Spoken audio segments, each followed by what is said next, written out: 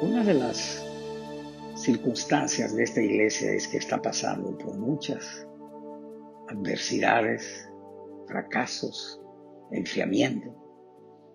De modo que son tiempos donde la iglesia necesita ser consolada. Y hay un texto en el libro del profeta Isaías, capítulo 64 y verso 5, donde somos consolados. Dicho de otro modo, que aún siendo culpables, seremos salvos. El profeta lo puso con estas palabras: Señor, he aquí te enojaste porque pecamos. Continuamos en los pecados por mucho tiempo. ¿Y seremos salvos? En el texto se ven tres partes. Una invocación: Señor, he aquí. Una confesión: te enojaste porque pecamos. Una adoración: continuamos en los pecados por mucho tiempo. Una pregunta: ¿y seremos salvos? Primero la invocación. Dice el Señor, he aquí. Y este he aquí es una expresión que aparece a menudo en la Biblia. Significa cuando usted está llamando la atención de alguien de manera vehemente.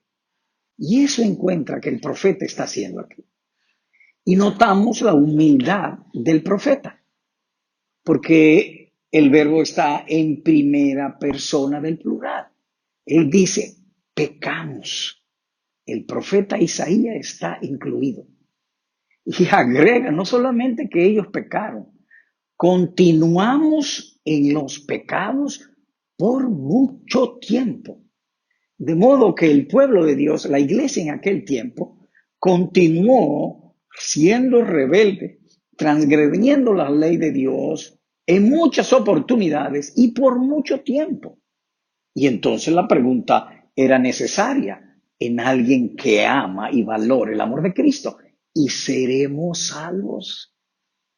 Porque, amados hermanos, una de las cosas que más interesa a un verdadero creyente es tener seguridad del amor de Cristo.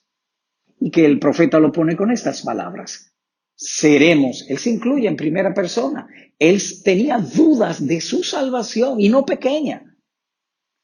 Pero gracias al Señor y sus enseñanzas doctrinales, que tanto en el Antiguo Testamento como en el Nuevo Testamento, el verdadero creyente es salvo por siempre.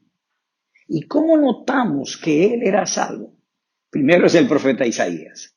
Y segundo, él lo hace humildemente. Él se identifica y se declara culpable junto con el pueblo. No era superior al pueblo.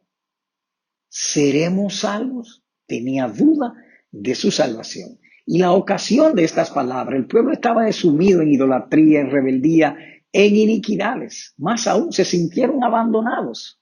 Es en aquel capítulo donde dice él: todas nuestras obras son como trapos de inmundicia delante de nuestro Dios. Y el trapo de inmundicia es muy significativo. Era el trapo que usaban las mujeres para el menstruo, el ciclo mensual. Ese trapo que quedaba con sangre y tenía un olor apestoso y feo que producía reacción de rechazo. Él decía: nuestras mejores obras producen rechazo delante de nuestro Dios. Aún así, amados hermanos, él hace la pregunta al Señor: ¿y seremos salvos? Y notemos que él se la hace. Él dice: Señor. La misma sinceridad donde él confiesa su culpa es la misma sinceridad donde invoca como Señor. Él era un verdadero salvo. Hermanos, estamos viviendo tiempo donde el fervor devocional de los creyentes se ha marchitado. Hay hermanos que no hacen el devocional diario. La oración pública está descuidada. No asisten, ni siquiera por Zoom, asisten a la oración pública. El dominio propio está muy débil. Y él le dice: Señor, no te enojes contra tu pueblo. Y nosotros decimos lo mismo. Oh Señor Dios y Padre nuestro, no te enojes contra tu pueblo.